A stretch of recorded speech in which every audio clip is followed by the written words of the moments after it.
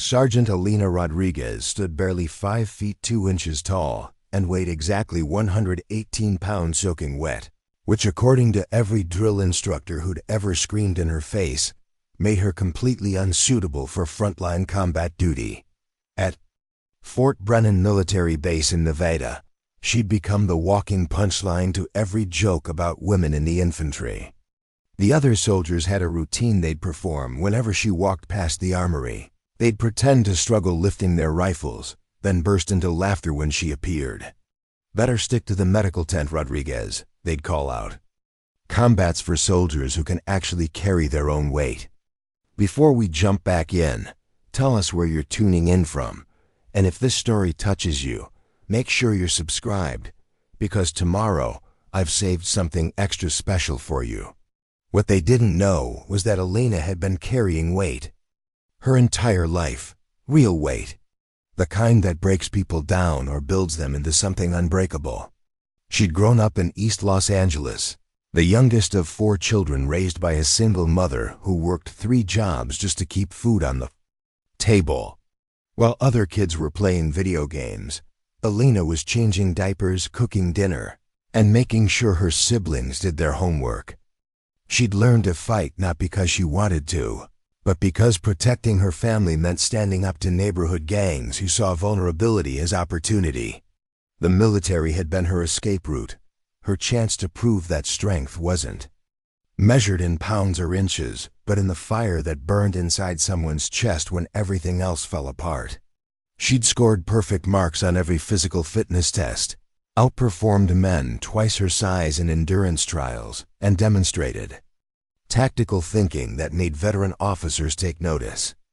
None of that mattered to the brass at Fort Brennan, where tradition held more weight than ability and where a female soldier requesting combat assignment was seen as either delusional or dangerous. Colonel James Patterson had been commanding Fort Brennan for exactly 8 years, and in that time he'd developed very specific opinions about women in combat roles. Those opinions had been shaped by decades of military doctrine, congressional hearings, and what he called battlefield realities that civilians simply couldn't understand. Patterson was a man who believed in order, hierarchy, and the proven effectiveness of keeping soldiers in their designated roles. Female soldiers belonged in support positions, intelligence gathering, medical corps, and communications. Combat was for men who could drag their wounded brothers to safety and kick down doors without hesitation. Elena had been requesting combat assignment for 18 months, filing paperwork with the persistence of someone who refused to accept defeat. Each request had been denied with increasing irritation from Patterson's office. Her commanding officer, Major Sarah Chun, had tried to explain the politics involved. "It's not about your ability, Rodriguez," Chun had said during one of their private meetings. "It's about perceptions, unit cohesion, and frankly, the insurance liability if something goes wrong. The military doesn't like risks they can't calculate." The insurance issue was particularly sensitive. Military families received death benefits and disability compensation through complex policies that calculated risk based on gender, age, and assignment type. Combat positions carried higher premiums, and the Pentagon had determined that female soldiers statistically represented greater financial exposure due to what actuaries called protection instinct factors among male soldiers. It was bureaucratic. Language that meant men might take unnecessary risks to protect female comrades, leading to increased casualties and insurance payouts. Elena understood the game being played around her. She'd grown up watching her mother navigate systems designed to keep certain people in certain places. The military was just another version of the same machine, painted green and decorated with flags. But Elena had learned something important during those years of raising her siblings while her mother worked overnight shifts, sometimes the only way to change a system was to prove it wrong so decisively that ignoring the truth became impossible. Her opportunity came on a Tuesday morning in March when Fort Brennan received orders to deploy a rapid response unit to the contested border region near Pakistan. Intelligence reports indicated that a small terrorist cell had established a forward operating base in the mountainous terrain, and American forces needed to conduct reconnaissance before a larger operation could be planned. The mission required a 12-person team to establish an observation post on a rocky ridge overlooking the valley where enemy activity had been detected. The team leader was Staff Sergeant Marcus Thompson, a veteran of 3 combat deployments, who'd specifically requested an all-male squad for what he called operational efficiency. Thompson was the kind of soldier who'd been shaped by years of warfare into something hard and practical. He didn't hate women, but he didn't trust them in combat situations where split-second decisions could mean the difference between coming home alive or in a flag-draped coffin. Elena had been assigned to the mission as a communications specialist, a role that would keep her safely in the rear while the real soldiers handled the dangerous work. She'd accepted the assignment without complaint, knowing that getting into the field was the first step toward proving herself worthy of something more. The night before deployment, she'd spent hours reviewing topographical maps, studying enemy movement patterns, and memorizing radio frequencies that might become critical if standard communications failed. The transport to the deployment zone was a bone-jarring ride in an armored vehicle that smelled like diesel fuel and nervous sweat. Elena sat wedged between 2 soldiers who'd made their opinions about her presence abundantly clear. Private Jenkins, a farm boy from Iowa, kept making jokes about bringing the cheerleader to the football game. Corporal Williams, a career soldier with arms like tree trunks, had suggested that Elena might want to stay close to the radio if things got complicated. Elena absorbed their comments without responding, focusing instead on the landscape rolling past the small bulletproof windows. Preparing and narrating this story took us a lot of time, so if you are enjoying it, subscribe to our channel. It means a lot to us. Now back to the story. The terrain was harsh and unforgiving, exactly the kind of environment where physical strength mattered less than mental toughness and tactical awareness. She'd grown up in neighborhoods where survival meant reading situations quickly, adapting to threats, and never showing weakness even when you felt it crushing your chest. The observation post was established on a ridge called Hill 847, a rocky outcrop that provided clear sight lines into the valley below while offering natural defensive positions among the boulders and scrub vegetation. The team spent the first day constructing concealed positions, setting up communication equipment, and establishing overlapping fields of fire that would allow them to defend the hilltop if they were discovered by enemy forces. Elena's official job was maintaining radio contact with base command and coordinating supply drops, but she found herself studying the tactical situation with the intensity of someone who understood that knowledge might become the difference between life and death. The enemy position was approximately 800 meters down the slope, well within rifle range but protected by natural terrain features that would make a direct assault extremely costly. Staff Sergeant Thompson had positioned his men according to traditional military doctrine: the strongest soldiers in the most exposed positions. Support personnel like Elena kept safely behind the primary defensive line. It was a formation that had worked countless times in previous conflicts, but Elena noticed something that made her stomach tighten with concern. The enemy had been moving supplies and personnel through the valley for several days, which meant they were either planning something significant or preparing to relocate to a new position. On the 3rd night, Elena's concerns proved justified. Her radio intercepts had detected unusual activity on enemy frequencies, coded communications that suggested preparation for a major operation. She'd reported the intelligence to Thompson, who'd dismissed her analysis as support staff trying to play soldier. The dismissal stung, but Elena had learned long ago that proving people wrong required patience and precision, not arguments. The attack began at 4:17 a.m. with a mortar barrage that shattered the pre-dawn silence like glass exploding inside a church. Elena woke to the sound of incoming rounds whistling through the air, impacting among the rocks with deafening crashes. That sent shrapnel singing through the darkness. The enemy had somehow identified their position and launched a coordinated assault designed to eliminate the observation post before sunrise. Thompson's voice cut through the chaos, shouting orders that were barely audible over the explosions. The team had rehearsed this scenario dozens of times, but training couldn't replicate the disorienting terror of live fire that seemed to come from every direction at once. Elena grabbed her rifle and moved to her assigned position behind a large boulder, her heart hammering against her ribs like a trapped bird. The enemy assault was more sophisticated than anyone had anticipated.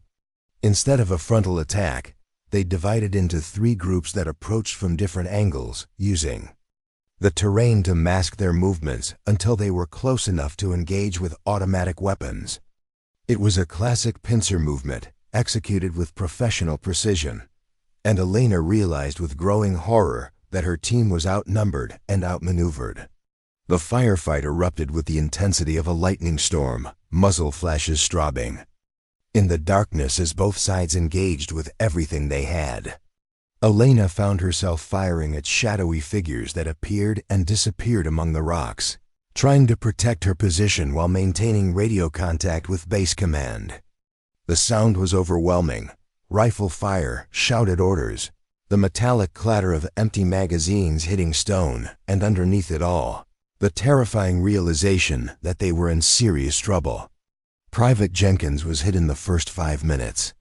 A bullet that caught him in the shoulder and sent him tumbling behind cover, with blood streaming down his arm. Elena crawled toward him through the chaos, dragging her medical kit and ignoring the rounds that sparked off the rocks around her. She'd trained as a combat medic in addition to her communications duties, understanding that survival often required multiple skills.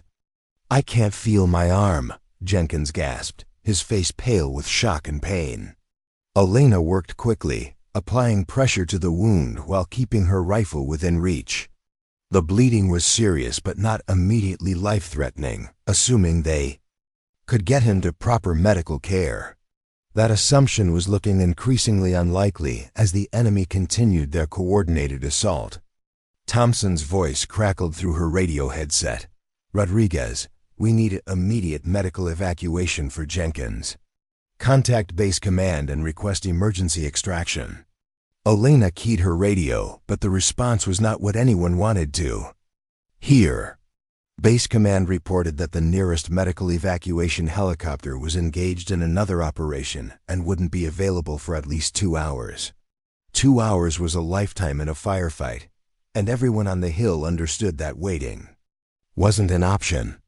The tactical situation was deteriorating rapidly. The enemy had established positions on 3 sides of the hill, effectively surrounding the observation post and cutting off potential escape routes. Thompson had lost 2 more men to enemy fire, and ammunition was becoming a critical concern.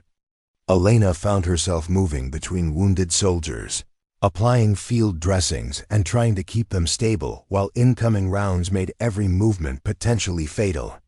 Corporal Williams had taken shrapnel in the leg from a grenade that had exploded uncomfortably close to his position.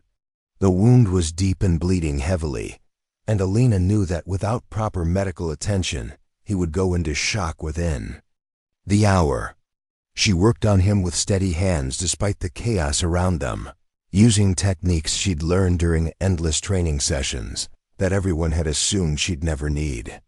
"You're doing good, Rodriguez," Williams managed to say through gritted teeth.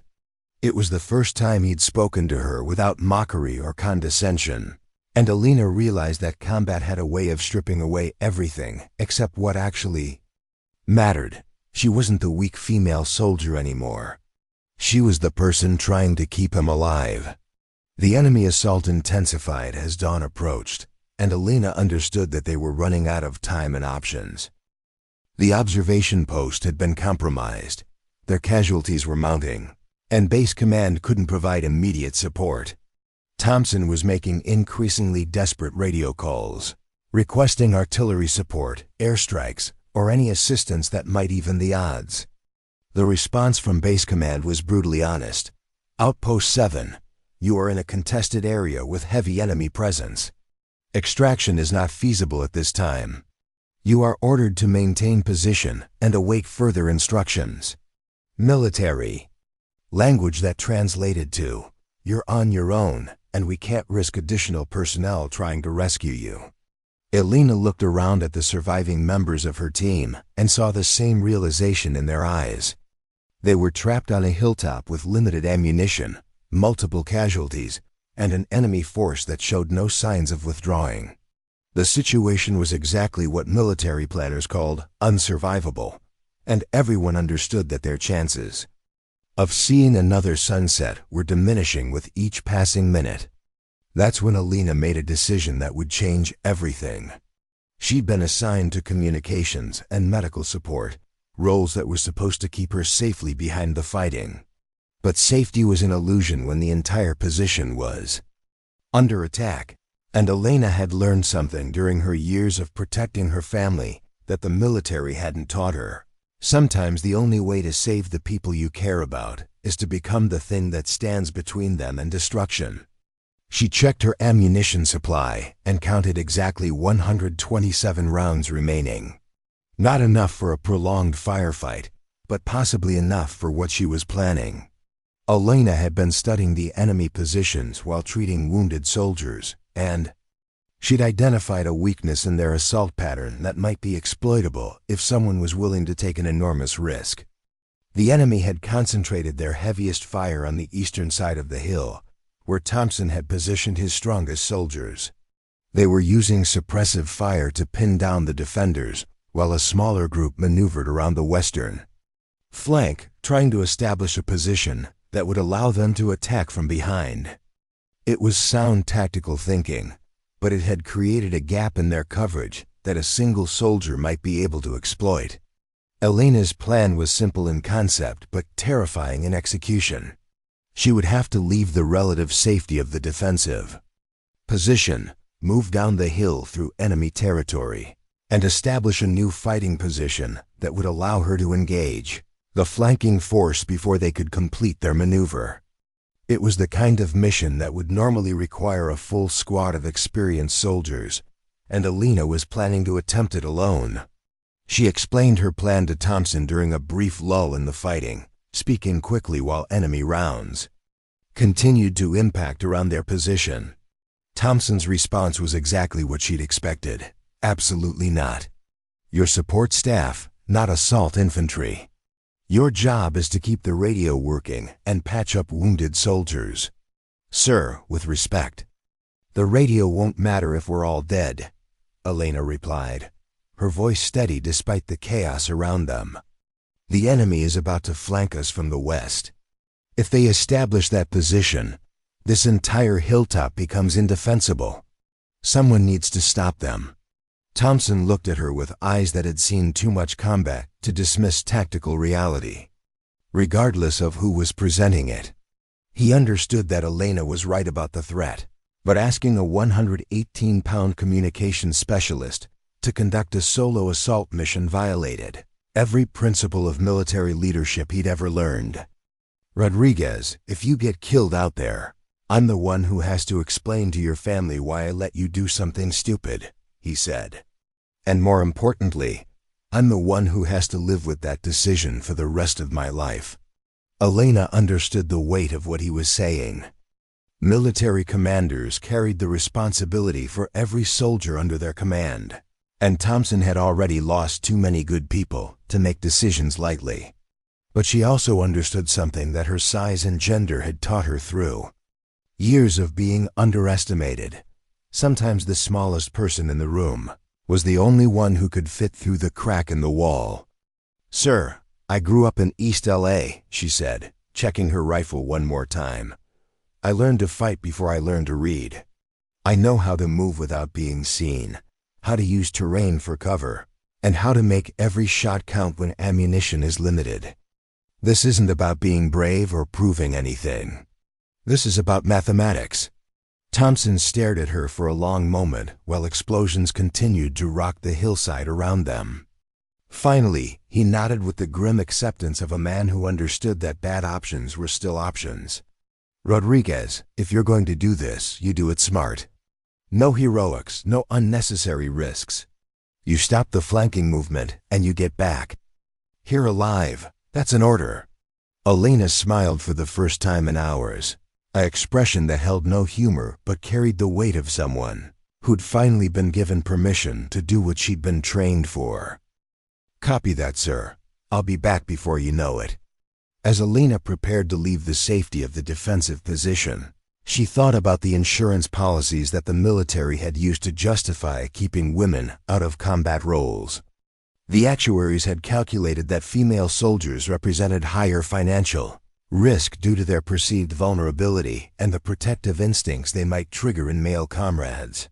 What they hadn't calculated was the possibility that a woman might be the only person capable of saving an entire unit when traditional tactics failed. She slipped over the edge of the defensive position and disappeared into the rocky terrain, moving with the silence and precision of someone who understood that survival depended on becoming invisible. Behind her, Thompson watched through his rifle scope and realized that he was witnessing something that would change his understanding of combat forever.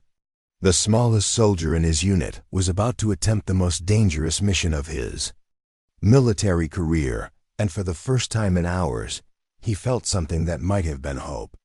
The terrain down the western slope of Hill 847 was a nightmare of loose shale and exposed rock that could betray a soldier's position with a single misplaced step. Elena moved through it like a ghost, using techniques she'd learned not in military training but during midnight walks through Gan territory, where the wrong sound could mean the difference between making it home or becoming another statistic. Each footfall was calculated, each movement flowing into the next with the fluid precision of someone who understood that survival meant becoming one with the landscape. The enemy flanking force was approximately 200 meters below her position, moving with the confidence of soldiers who believed they were undetected. Elena could see them through her rifle scope, 6 fighters in mixed military gear, carrying AK-47s and what appeared to be rocket-propelled grenades. They were advancing through a narrow ravine that would bring them to the western edge of the hilltop, where they could establish a firing position that would turn the observation post into a killing ground. Elena's advantage was time and terrain knowledge. She'd studied the topographical maps extensively during the 3 days they'd been on the hill, memorizing every ridge, gully, and rock formation that might provide cover or concealment. The enemy was following the most obvious approach route, which meant they were predictable. Predictable enemies were manageable enemies, even when they outnumbered you 6-1. She selected a position on a rocky outcrop that would allow her to engage the flanking force while maintaining an escape route back toward the hilltop. The position was exposed and dangerous, exactly the kind of place where a smart soldier would never choose to make a stand. Elena had learned something during her years of protecting her siblings from neighborhood predators. Sometimes the safest place to be was where your enemies least expected to find you.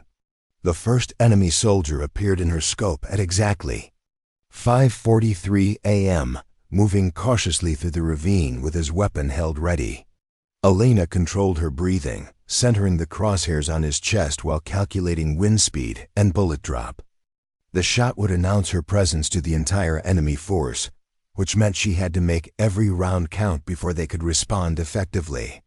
She squeezed the trigger with the smooth precision of someone who'd spent countless hours on the firing range, understanding that marksmanship was just applied mathematics.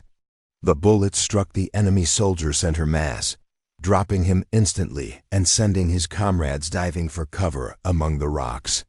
Elena was already shifting her aim to the second target, working the bolt action of her rifle with mechanical efficiency. The enemy response was immediate and overwhelming. Automatic weapons fire erupted from the ravine, sending rounds cracking through the air around Elena's position with the angry buzz of metal hornets. She kept firing, picking her targets with surgical precision while bullets shattered the rocks around her. The key was staying calm when chaos erupted, using the enemy's panic against them. Elena's second shot caught an enemy fighter who'd exposed himself while trying to find her position.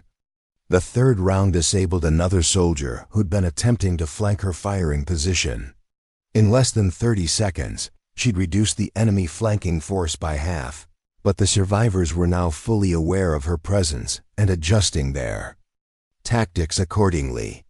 The remaining enemy soldiers began using suppressive fire to pin Elena down while they maneuvered to more advantageous positions. Elena could hear them shouting coordinates and tactical instructions in a language she didn't recognize, but military communication followed universal patterns regardless of the words being used. They were coordinating a movement that would allow them to attack her position from multiple angles.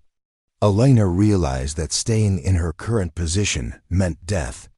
The enemy had enough firepower to keep her pinned down while they closed the distance, and once they reached effective range with their automatic weapons, her single-shot rifle would become a liability rather than an asset. She needed to move, but movement meant exposing herself to enemy fire during the most dangerous seconds of any combat engagement. She used a technique her older brother had taught her during their neighborhood survival lessons. When you can't avoid taking a risk, make sure you're taking it on your own terms. Elena waited until the enemy suppressive fire reached its peak intensity, then rolled away from her position during the brief moment when the gunfire was masking the sound of her movement. The new position was a depression in the rocky ground that provided minimal cover but offered clear sight lines to the enemy approach routes. Elena settled into the prone shooting position, controlling her breathing while enemy rounds continued to impact around her previous location. The enemy fighters were still shooting at where she'd been, not where she was now. Her fourth shot took down an enemy soldier who'd been advancing up the slope, thinking Elena was still pinned behind the rocks above him. The fifth round wounded another fighter who'd exposed himself while trying to coordinate with his teammates. Elena was now operating on pure instinct, target acquisition and engagement flowing together in a rhythm that felt as natural as breathing. The enemy tactics shifted again, becoming more cautious as they realized they were dealing with a skilled marksman who wasn't behaving like a panicked soldier. Elena could see them using proper fire and movement techniques, advancing by pairs, while maintaining overlapping fields of fire. They were treating her as a serious threat now, which meant her plan was working. Back on the hilltop, Staff Sergeant Thompson was monitoring Elena's progress through his rifle scope while coordinating the defense of the observation post. The enemy's main assault had intensified when the flanking force came under fire, but Thompson could see that Elena's intervention had disrupted their tactical timing. The enemy commander was now dealing with two separate engagements instead of one coordinated attack. "Rodriguez is holding them," Thompson reported over the radio to his remaining soldiers. "She's bought us time, but she's taking heavy fire down there. We need to make this count." Private Jenkins, despite his shoulder wound, had managed to get back into the fight with Elena's field dressing, holding his injury stable. "Sergeant, that little girl is fighting like she's been doing this her whole life," he said, his voice carrying a mixture of amazement and respect that hadn't been there 3 days earlier. Elena's sixth shot missed its target by inches, the bullet striking rock just next to an enemy fighter who'd been using a boulder for cover. She worked the bolt action again, chambering another round while calculating the adjusted aim point. Missing was dangerous when ammunition was limited, but perfect accuracy was impossible when your position was under constant fire. The enemy soldier she'd missed made the mistake of assuming her near miss meant she was rattled. He exposed himself for a fraction of a second too long while moving to a new position, and Elena's seventh shot found its mark. The impact sent him tumbling down the slope, his weapon clattering among the rocks. Elena was now facing the last two members of the enemy flanking force, but these survivors were the most dangerous because they'd learned from watching their comrades die. They were using proper tactical movement, coordinating their fire, and showing the kind of professional discipline that made them formidable opponents. The tactical situation was complicated by Elena's ammunition situation. She'd started with 127 rounds, but the sustained firefight had consumed her supply at an alarming rate. She estimated having approximately 40 rounds remaining, which was enough for sustained combat if she maintained her current accuracy rate. Missing shots now meant potentially running out of ammunition before the engagement was resolved. Elena's 8th shot was aimed at an enemy fighter who'd been using a communication device, presumably coordinating with the main assault force on the opposite side of the hill. The round caught him in the shoulder, spinning him around and sending the radio flying through the air. Elena had learned that disrupting enemy communications was often more valuable than simply eliminating individual fighters. The wounded enemy soldier fell behind cover, but Elena could see him moving and assumed he was still combat effective. She shifted her aim to the remaining unwounded fighter, who was now operating alone and facing the psychological pressure of being the last man standing in his unit. Elena's 9th shot missed as the enemy soldier dove behind a large boulder, but the near miss had the desired effect of keeping him pinned down and unable to advance. Elena was now playing a different game, using her remaining ammunition to control the enemy's movement rather than simply trying to eliminate him. The wounded enemy fighter reappeared with his rifle, attempting to provide covering fire for his companion. Elena's 10th shot caught him center mass, ending his participation in the engagement permanently. She was now facing a single enemy soldier who was trapped behind inadequate cover with nowhere to retreat. Elena could have waited for the enemy soldier to make a mistake, but time was a luxury she couldn't afford. The main assault on the observation post was still ongoing, and her teammates needed her to resolve the flanking threat as quickly as possible. She decided to force the issue by changing her position again, moving to an angle that would allow her to engage the enemy's cover from a different direction. The movement was risky, requiring Elena to expose herself while crossing approximately 20 meters of open ground. She used smoke from the ongoing firefight to mask her movement, crawling through the rocky terrain with the patience of someone who understood that haste could be fatal. Elena's new position offered a clear shot at the enemy soldier's hiding place, but it also exposed her to return fire if he detected her movement. She settled into the prone position, steadying her rifle against a flat rock while calculating the shot angle. The enemy was behind a boulder that provided excellent protection from her original position, but left him vulnerable from this new angle. Her 11th shot struck the enemy soldier before he realized his cover had been compromised. The engagement was over, the flanking threat eliminated, but Elena understood that her real work was just beginning. She needed to return to the hilltop before the enemy main force realized what had happened and adjusted their tactics accordingly. The climb back up the slope was more dangerous than the descent had been. Elena was now operating in full daylight, which eliminated the concealment advantages she'd enjoyed during the pre-dawn darkness. The enemy main force was aware that something had happened to their flanking unit, and they were likely scanning the western slope for signs of movement. Elena moved with the deliberate caution of someone who understood that surviving combat required managing risk rather than eliminating it. She used every available piece of cover, timing her movements to coincide with explosions and gunfire that would mask the sound of her passage. The rifle felt heavier now, and she realized that adrenaline was giving way to the physical exhaustion that followed intense combat. Halfway up the slope, Elena heard the distinctive whistle of incoming mortar rounds. She pressed herself against the rocky ground as explosions bracketed her position, sending shrapnel singing through the air above her head. The enemy was conducting area fire, trying to suppress any movement on the western slope without knowing exactly where she was located. Elena waited until the mortar barrage lifted, then continued her climb toward the observation post. She could Hear the intensity of the firefight above her. Automatic weapons fire punctuated by the deeper reports of rifles and the occasional explosion of grenades. Her teammates were still engaged in a desperate fight for survival, and she needed to get back into position before their ammunition ran out.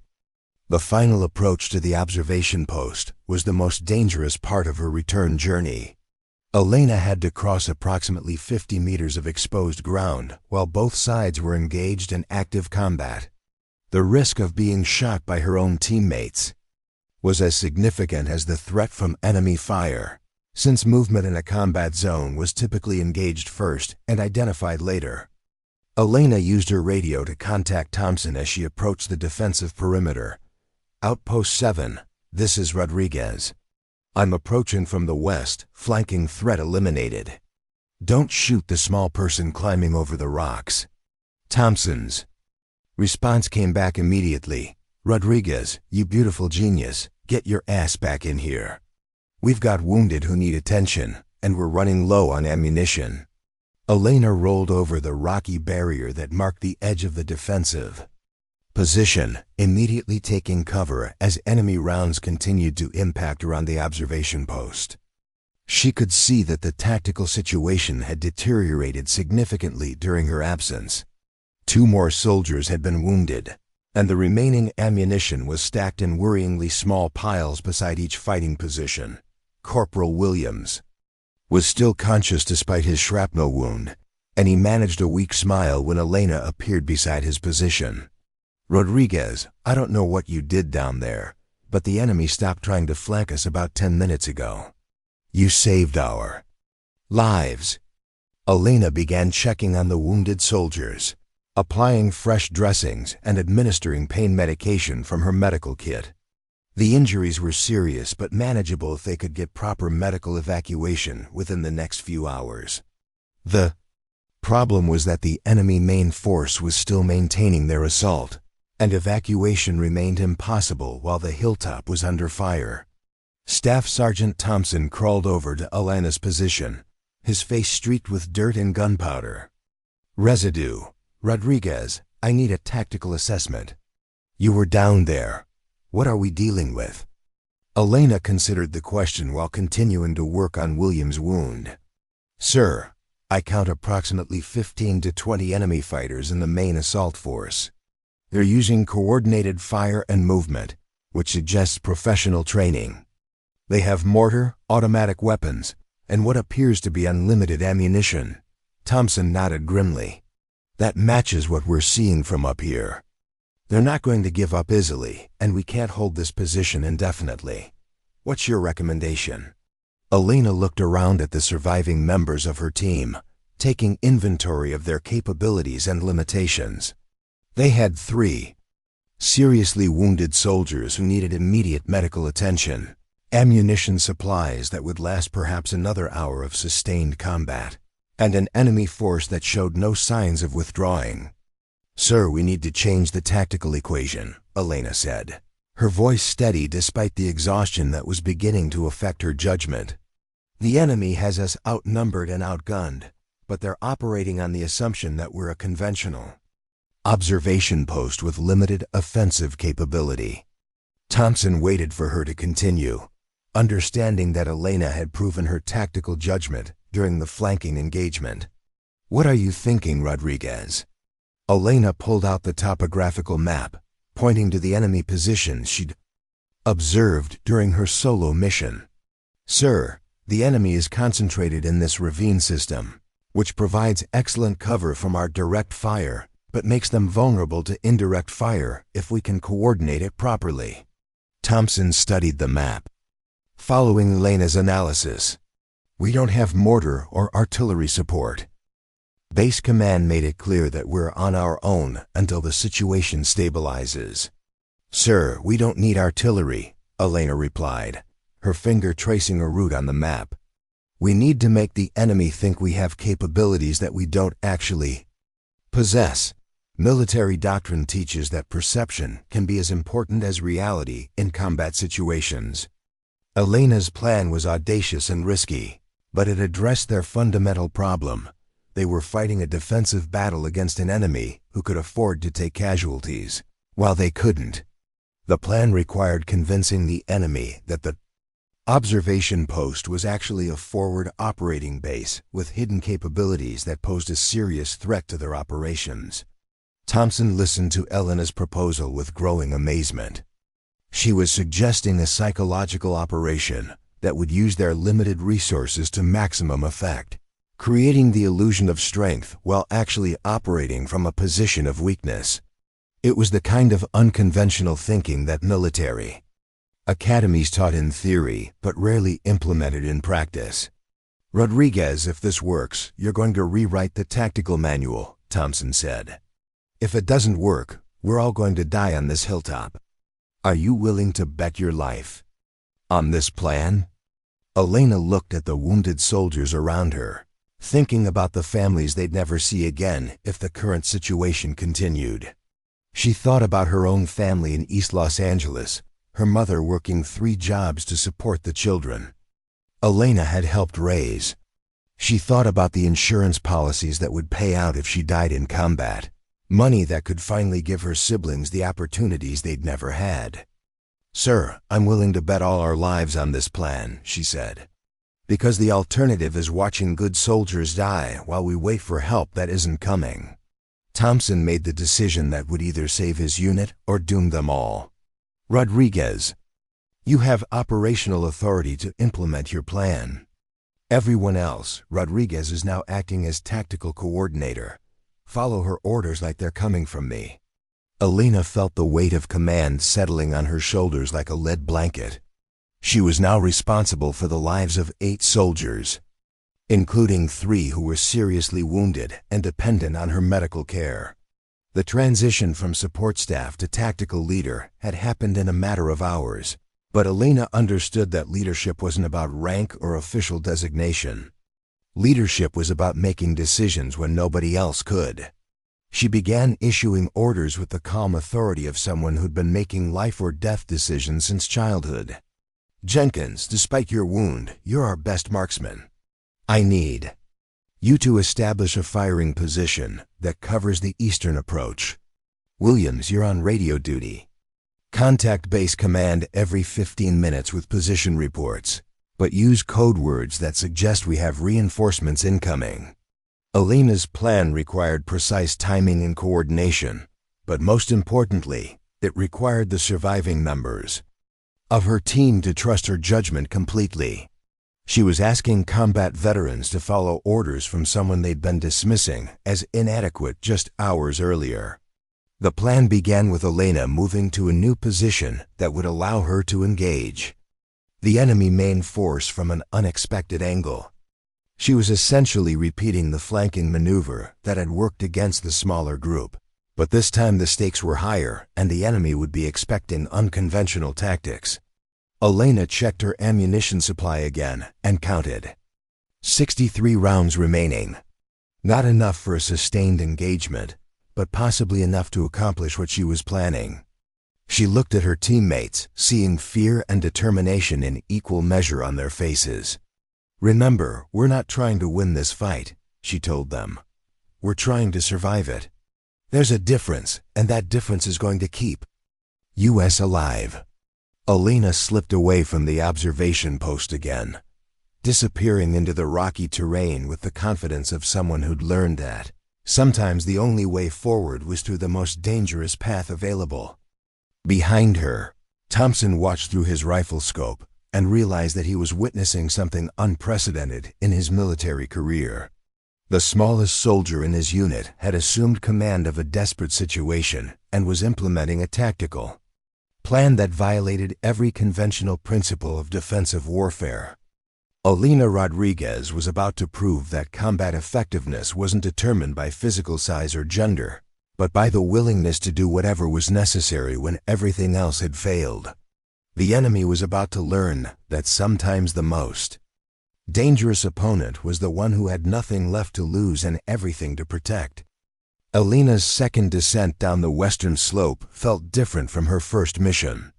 The terrain was familiar now, but the tactical situation had evolved into something far more complex and dangerous. The enemy main force had adjusted their tactics after losing their flanking unit, and they were now conducting systematic sweeps of the surrounding area to prevent further surprises.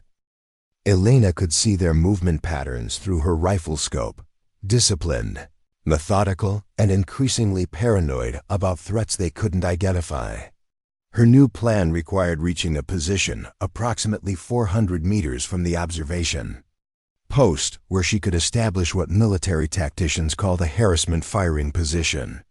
The goal wasn't to eliminate the entire enemy force, which would be impossible with her limited ammunition, but to create the impression that the hilltop was defended by a much larger unit with sophisticated tactical capabilities.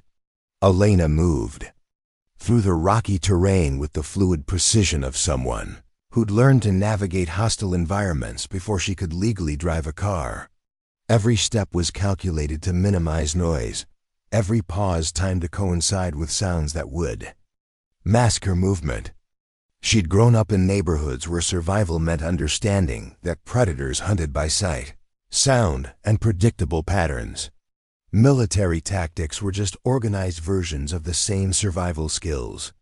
The new firing position was a natural depression in the rocky ground that provided excellent concealment while offering clear sight lines to multiple enemy approach routes.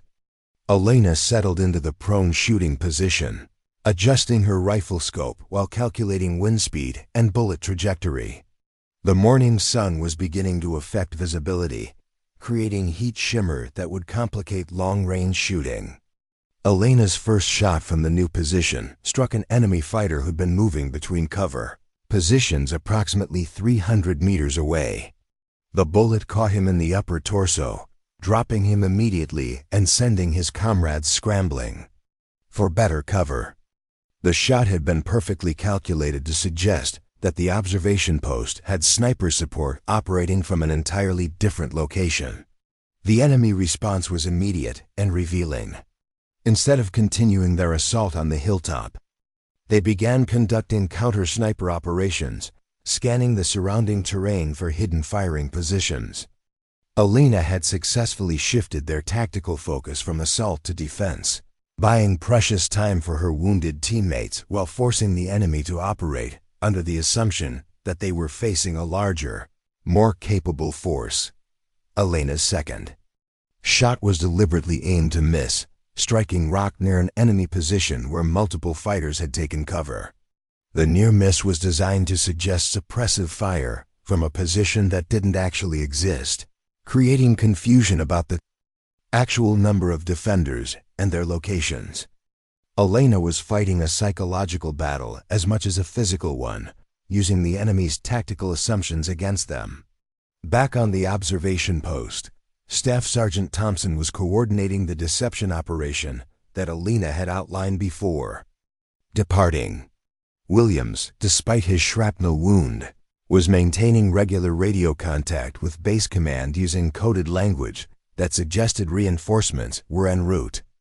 The communications were being monitored by enemy intelligence, which meant the deception had to be subtle enough to be believable while clear enough to be actionable. Base Command, this is Outpost 7, Williams transmitted, his voice steady. Despite the pain medication affecting his concentration, package delivery confirmed for grid reference 77 Alpha. Estimated arrival time 15 minutes. Request confirmation of secondary support elements. The coded message was designed to suggest that artillery support or airstrikes were imminent, information that would force the enemy commander to reconsider his tactical options. Elena had learned during her childhood that the most effective lies were the ones that contained just enough truth to be believable, and military deception followed the same principles. Elena's third shot eliminated an enemy fighter who'd been attempting to coordinate the counter-sniper sweep. She'd identified him as a leadership figure based on his position relative to the other soldiers and his use of communication equipment. Military doctrine taught that disrupting enemy command and control was often more valuable than simple casualty infliction, and Elena was applying those lessons with surgical precision. The enemy tactics shifted again as their commander realized He was dealing with a sophisticated defensive operation rather than a simple observation post. Elena could see them transitioning from assault formations to defensive postures, establishing security perimeters and conducting reconnaissance patrols that suggested they were preparing for a larger engagement. Elena's fourth shot was aimed at an enemy communication antenna that had been erected near their main position. The bullet severed the antenna cable, disrupting their ability to coordinate with higher command elements. Elena was systematically degrading the enemy's tactical capabilities, while creating the impression that she was part of a much larger operation. The enemy commander made a critical decision that validated Elena's psychological warfare strategy. Instead of continuing the assault on the observation post, he ordered his forces to establish defensive positions and request immediate reinforcement from their main base. Elena had successfully convinced a superior enemy force that they were outnumbered and outgunned, despite the fact that she was operating essentially alone.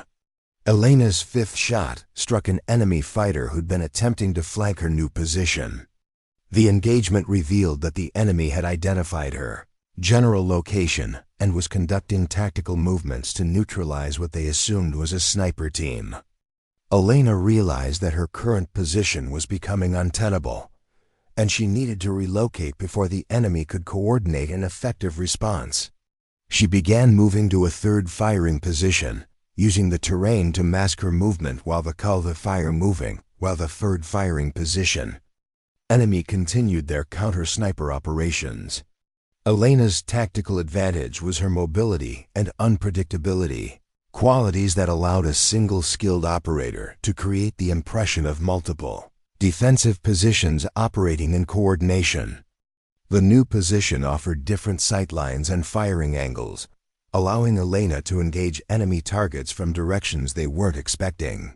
Her sixth shot caught an enemy fighter who'd been using a boulder for cover, demonstrating that their defensive positions weren't as secure as they'd assumed. Elena was creating a tactical environment where the enemy felt constantly threatened and unable to predict where the next attack would originate. Elena's seventh shot deliberately missed its target but struck close enough to force an enemy squad to abandon a favorable position. She was using her ammunition strategically, creating maximum psychological impact with minimum expenditure of resources.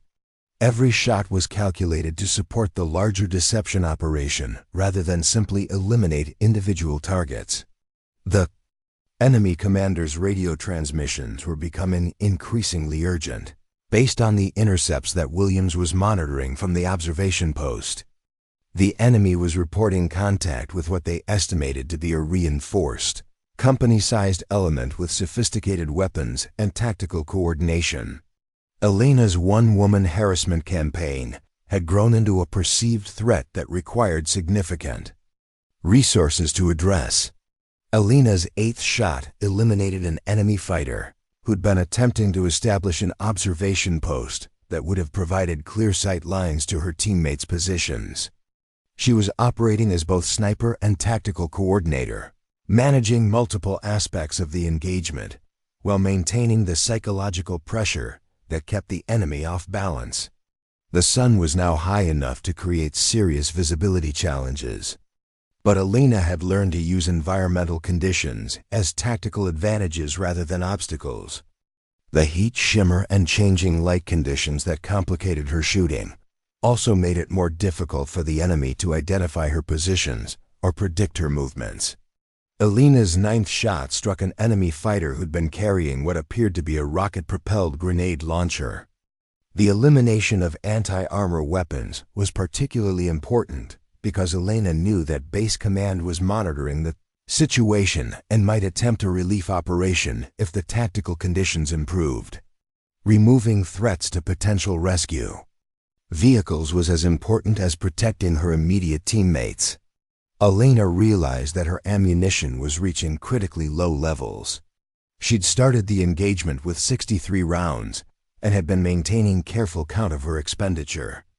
Simple mathematics indicated that she had perhaps 20 rounds remaining, which meant she needed to transition from harassment operations to a more sustainable defensive strategy. Elena's 10th shot was her most challenging yet engaging, an enemy fighter at approximately 400 meters range under difficult lighting conditions. The bullet found its mark, demonstrating the marksmanship skills that had made her invisible to military leadership who assumed that accurate shooting required physical strength rather than technical precision and mental discipline. The enemy commander made another critical decision that revealed the effectiveness of Elena's psychological warfare.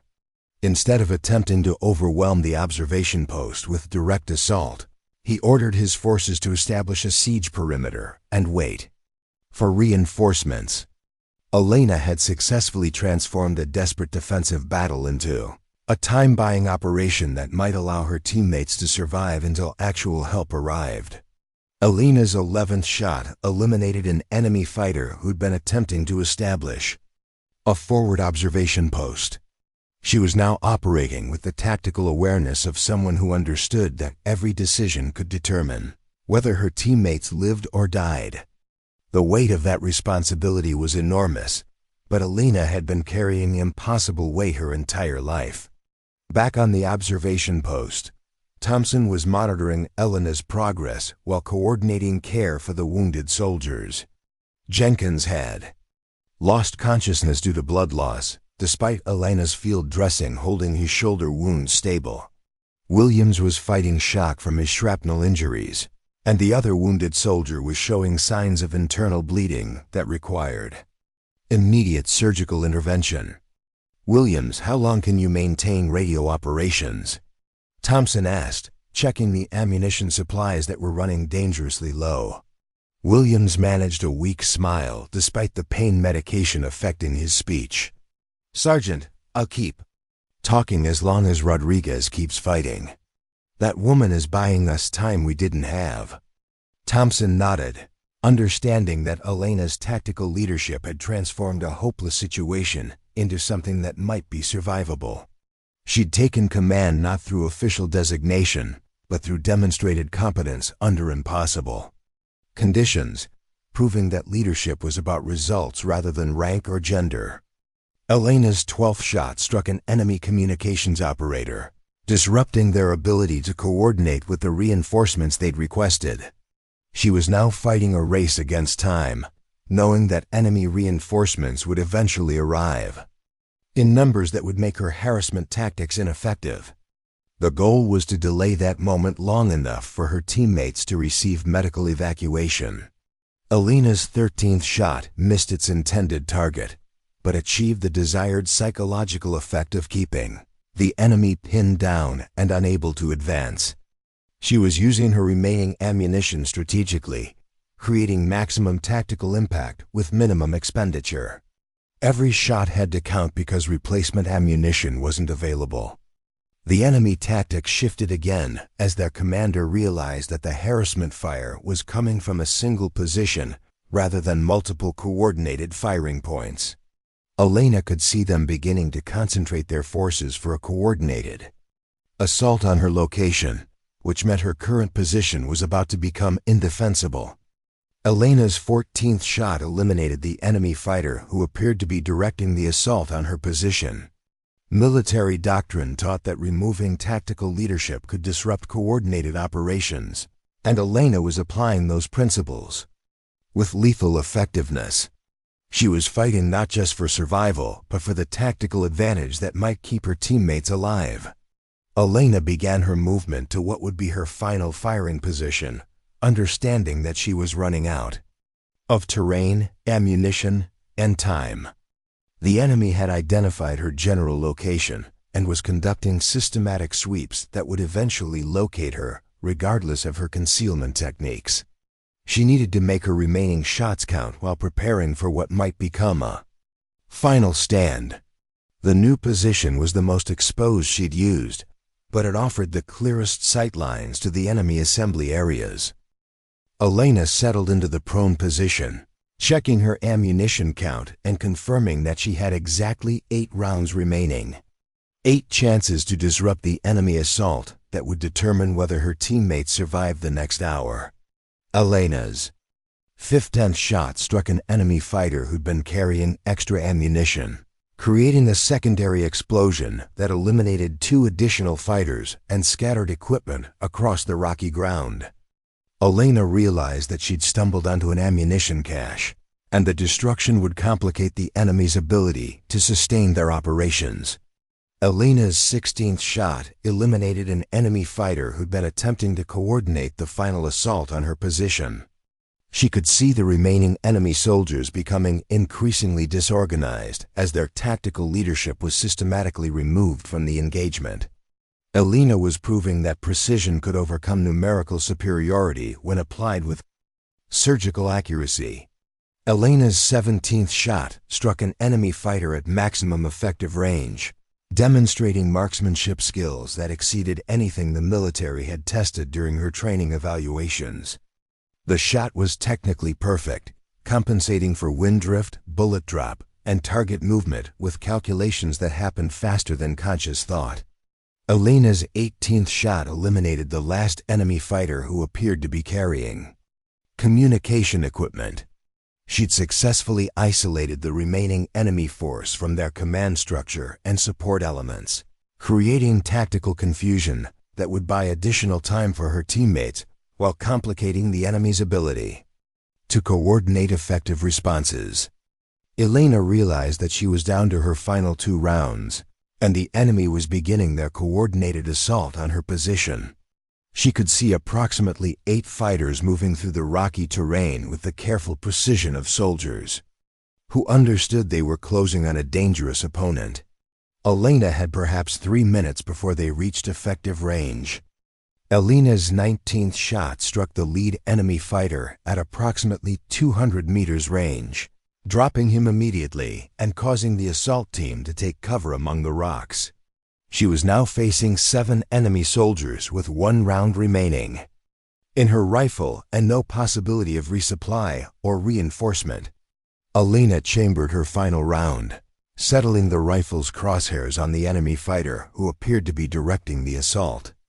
This shot would determine whether she'd bought enough time for her teammates to survive, whether her tactical leadership had been sufficient to overcome impossible odds, and whether her sacrifice would have meaning beyond the immediate engagement. The enemy fighters began their final assault, moving through the rocky terrain with coordinated fire and movement that demonstrated professional training and discipline. Elena waited until the lead fighter was within optimal range, controlling her breathing while the weight of 8 lives pressed against her chest like a physical force. Elena's 20th and final shot struck the enemy assault leader center mass, eliminating him instantly and sending the remaining fighters diving for cover. She'd expended her last round, but the psychological impact of watching their leader fall caused the enemy assault to falter at the critical moment. Elena drew her sidearm, knowing that she had perhaps 15 rounds remaining in her pistol. Close-quarters combat with multiple enemy fighters armed with automatic weapons was essentially suicide.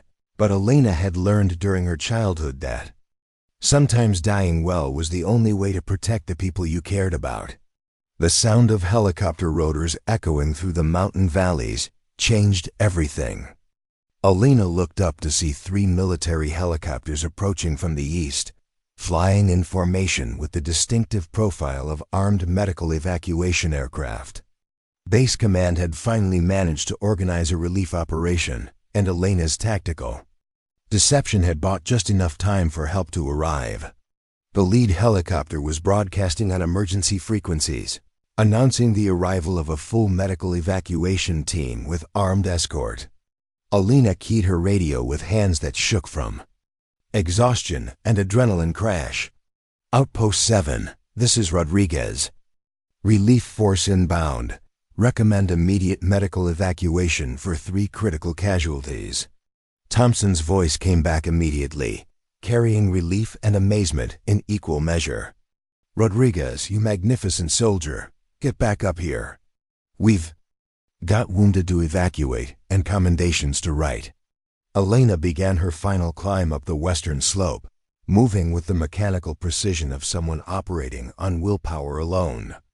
Her body was approaching complete exhaustion, but her mind remained focused on the critical tasks that would ensure her teammates survived the evacuation process. The helicopter landing zone had to be secured and prepared for medical evacuation. Operations. The wounded soldiers needed immediate assessment and stabilization for transport. The tactical situation required careful coordination to prevent friendly fire incidents during the relief operation. Elena reached the observation post as the first helicopter was beginning its approach to the improvised landing zone. She immediately began coordinating medical preparations, checking on each wounded soldier while providing tactical updates to the incoming relief force. Jenkins was unconscious but stable, his shoulder wound controlled by Elena's field dressing and subsequent medical attention. Williams was conscious but showing signs of significant blood loss that required immediate surgical intervention. The third wounded soldier was in critical condition with internal injuries that had worsened during the extended engagement. Elena worked with mechanical efficiency, applying her medical training while coordinating with the helicopter medical team via radio. Every decision was critical because the evacuation window would be limited by fuel constraints and the continuing enemy presence in the area. The first helicopter touched down in a whirlwind of dust and rotor wash, disgorging a medical team that immediately began assessing the wounded soldiers. Elena provided rapid briefings on each casualty, describing injuries, treatment provided, and current medical status with the precision of someone who understood that details could mean the difference between life and death. Jenkins was loaded onto the first helicopter, along with the soldiers suffering from internal injuries. Elena watched them disappear into the aircraft's medical bay, understanding that she'd successfully kept them alive long enough for professional medical care to take over. Williams would be evacuated on the second helicopter, along with Thompson and the other surviving soldiers. Elena found herself alone on the hilltop as the evacuation proceeded, looking out over the terrain where she'd spent the morning fighting for her teammates' lives. The enemy force had withdrawn after the helicopters arrived, disappearing into the mountain valleys with the tactical discipline of soldiers who understood when a situation had become untenable. The third helicopter was reserved for Elena and the final tactical assessment that would be required for the after-action report. She gathered her equipment with the methodical care of someone who'd learned that attention to detail was the difference between professional soldiers and dead heroes. Elena climbed aboard the final helicopter, settling into the jump seat while the aircraft lifted away from Hill 847. Below her, she could see the observation post where 8 soldiers had held against overwhelming odds, where tactical leadership had emerged from unexpected sources, and where courage had been measured not in physical strength, but in the willingness to do whatever was necessary when everything else failed. The flight back to Fort Brennan took exactly 47 minutes, during which Elena provided tactical debriefing to the helicopter crew while monitoring radio communications with the medical evacuation aircraft. Jenkins and Williams were stable and en route to the base hospital, where surgical teams were standing by to provide definitive care. Elena's arrival at Fort Brennan was unlike anything she'd experienced during her military career. Instead of the usual indifference that greeted support personnel returning from field operations, she found herself facing what appeared to be half the base's senior leadership waiting on the landing pad. Colonel Patterson stood at the center of the group, his expression unreadable as Elena climbed down from the helicopter. Behind him, Elena could see Major Chun, the base medical officer, several company commanders, and a man in civilian clothes, who carried himself with the bearing of someone accustomed to authority. Elena approached the group with the measured pace of someone who understood that military protocol required specific procedures regardless of the circumstances. She stopped exactly 3 paces from Colonel Patterson and rendered the regulation salute, her voice steady despite the exhaustion that was beginning to affect her coordination. "Sir, Sergeant Elena Rodriguez reporting successful completion of observation post-mission." All personnel accounted for. 3 soldiers evacuated for medical treatment. Enemy force neutralized through tactical harassment operations. Colonel. Patterson returned the salute with the precision of someone who'd been practicing military courtesy for 3 decades. His expression was still unreadable, but Elena noticed that his hands were trembling slightly as he lowered his arm. Sergeant Rodriguez, Patterson began, his voice carrying the weight of someone who was about to say something that would change everything.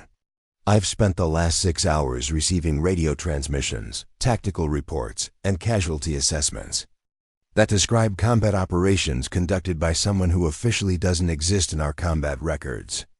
Elena waited for him to continue, understanding that military leadership often required extended explanations before reaching actual conclusions.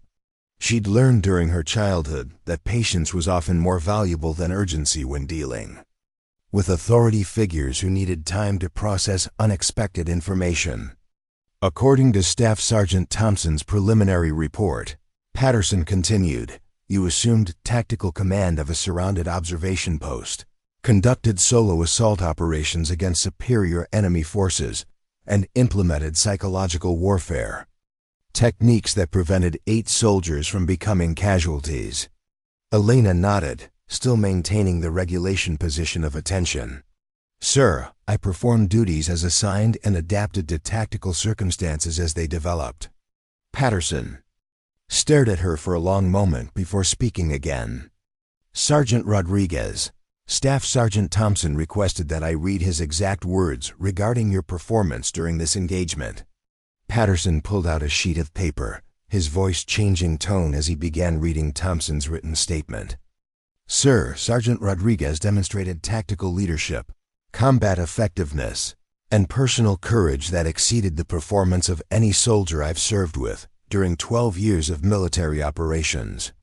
She saved the lives of every person in my unit through actions that would be considered exceptional for soldiers with twice her experience and 3 times her official qualifications. Elena felt something shifting in her chest, an emotion she couldn't immediately identify. She'd spent her entire military career being dismissed, underestimated, and relegated to support roles despite her capabilities. Thompson's words represented the first official recognition that her abilities extended beyond what her personnel file indicated. Patterson folded the paper, his expression finally showing something that might have been respect. Sergeant Rodriguez, preliminary casualty assessments indicate that your medical treatment kept 3 seriously wounded soldiers alive during extended combat operations. Your tactical coordination prevented enemy forces from overrunning a critical observation post.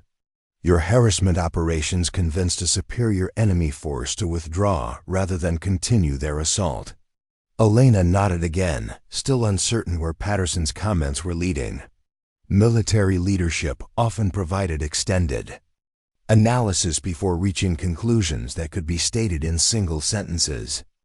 More importantly, Patterson continued, you accomplished all of this while operating outside your official military occupation specialty, under conditions that would challenge soldiers with significantly more combat experience. Patterson turned to the civilian who'd been standing quietly behind the group of officers.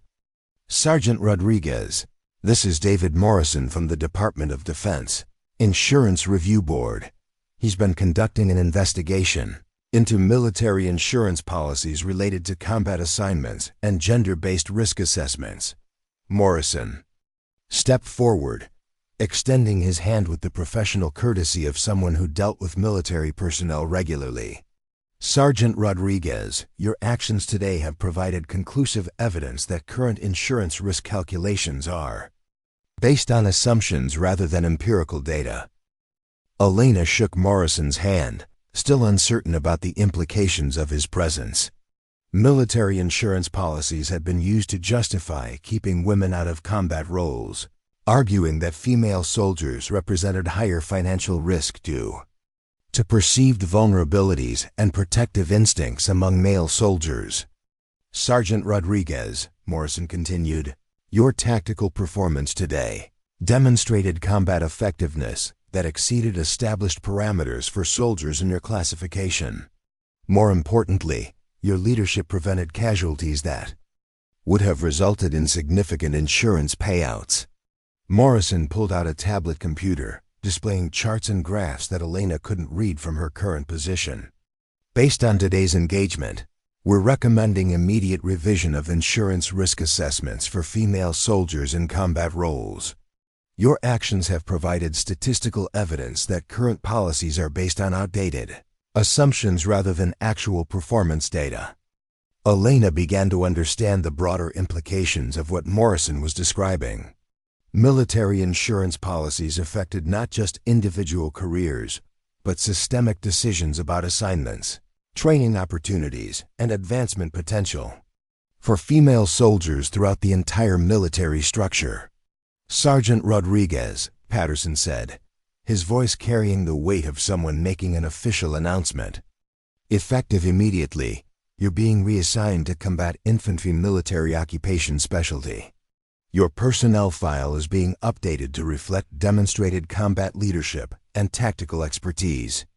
Elena felt the ground shifting beneath her feet, understanding that everything she'd worked toward during years of military service was finally being recognized. The assignment she'd been requesting for 18 months was being granted not through political considerations, but through demonstrated performance under combat conditions. Furthermore, Patterson continued, you're being recommended for promotion to Staff Sergeant, with assignment as Assistant Platoon Leader for 2nd Infantry Company. Your tactical training and combat experience will be utilized to prepare other soldiers for similar operations. Elena maintained her military bearing despite the emotions that were threatening to overwhelm her professional composure. She'd spent her entire life fighting for recognition, proving her capabilities in environments designed to exclude her, and demonstrating that worth wasn't determined by physical characteristics or demographic categories. Sir, I'm honored by your confidence, Elena replied, her voice steady despite the magnitude of what was happening. I request permission to check on my teammates' medical status before accepting these assignments. Patterson smiled for the first time since Elena had known him, an expression that transformed his face from stern authority to something approaching paternal pride. Sergeant Rodriguez, your first priority is always your soldiers' welfare. That's exactly the attitude we need in our combat leadership.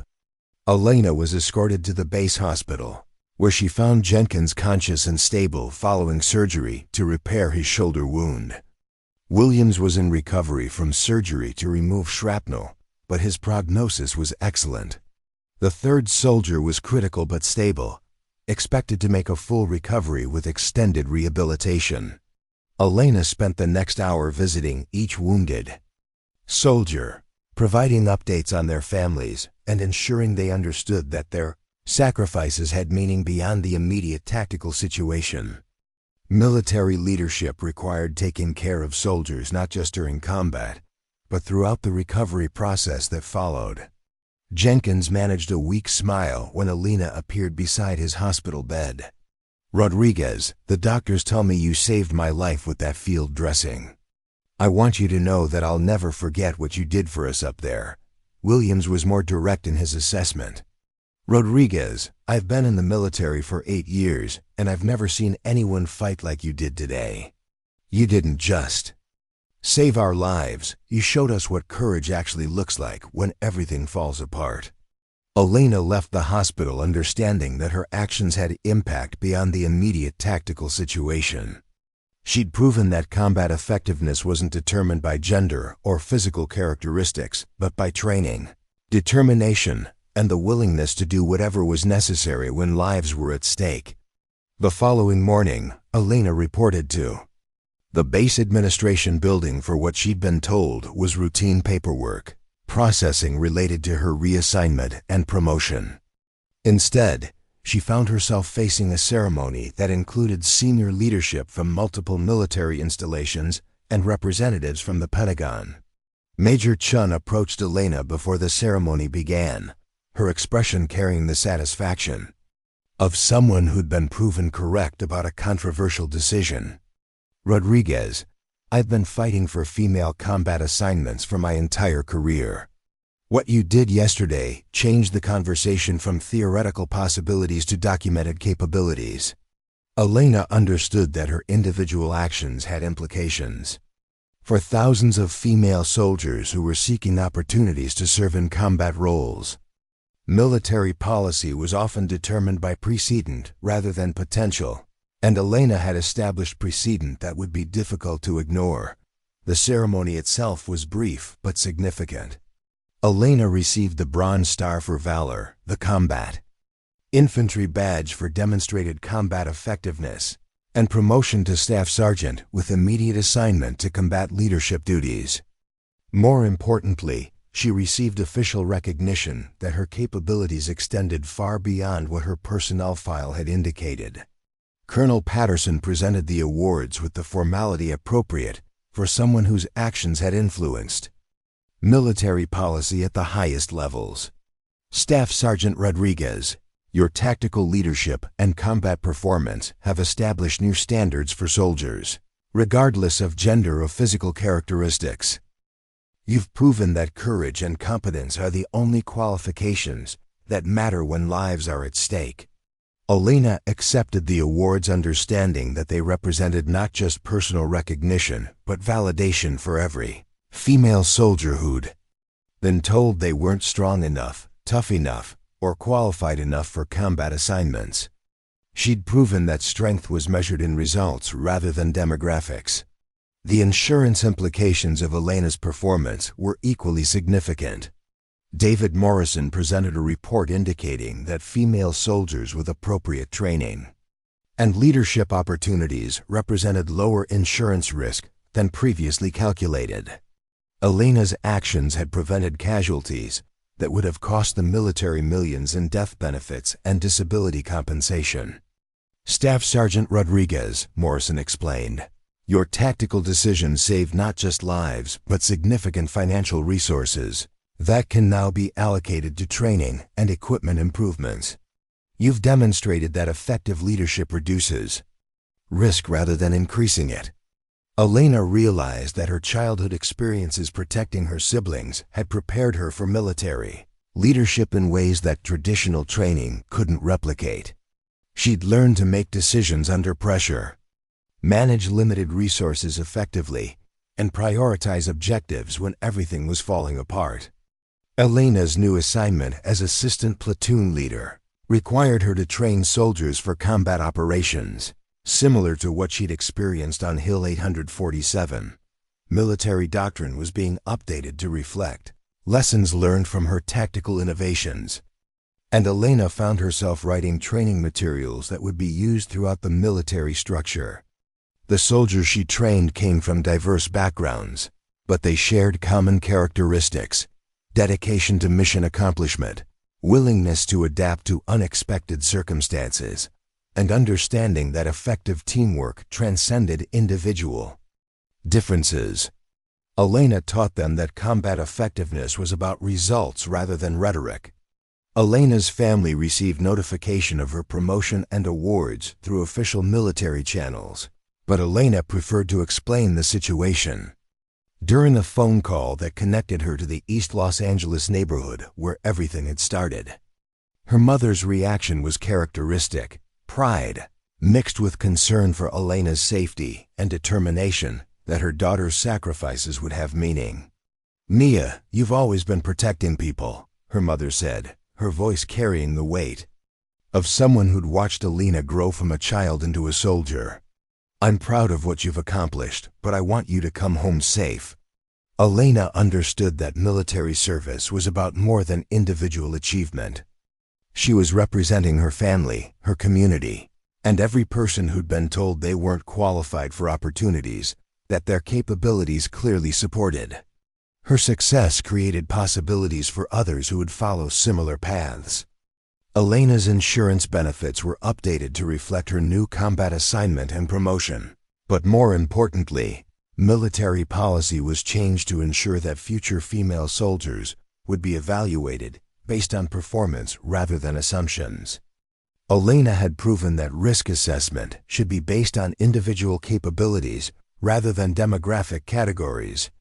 The enemy force that had assaulted Hill 847 was eventually identified as a professional military unit operating under contract with terrorist organizations.